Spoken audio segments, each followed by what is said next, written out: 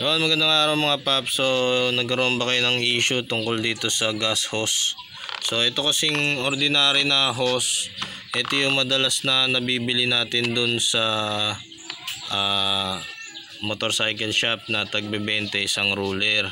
So, ganito, minsan ganito yung nabibili natin. Ayan o, tagbe-20 isang ruler. Napaka nipis. So, yun mga paps, nakabili tayo ng magandang klaseng hose.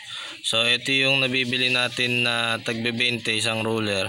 So, ngayon nakabili tayo sa auto shop.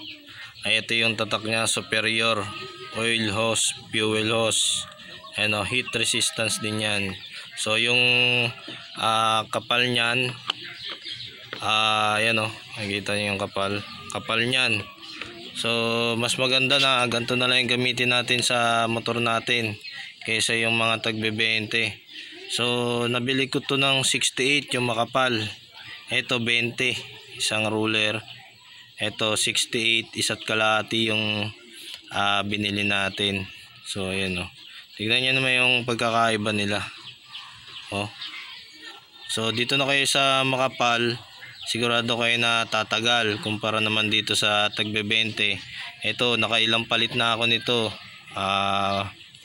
Tumagal lang siya ng halos wala pang isang buwan eh. Siguro mga 3 weeks. Palit na naman ako ng bagong hose.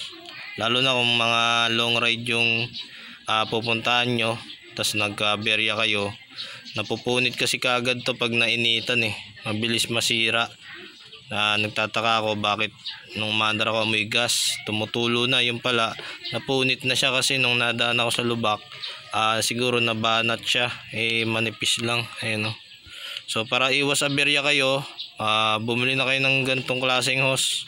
Mas makapal siya, saka mas matibay. Iwas aberya. So, yung pagtitipid natin sa benting hose, mas malaki pa yung problema natin. So, bumili na tayo ng ganitong klaseng hose, makapal pa. Ayun o, meron pang 300 PSI yung kanyang pressure. So, ayan yung tatak niya, superior. Sa mga auto supply kayo bumili, isa't kalahating ruler, 68 lang yung bili ko dito. So, share ko lang mga paps para iwas aberya sa biyahe natin.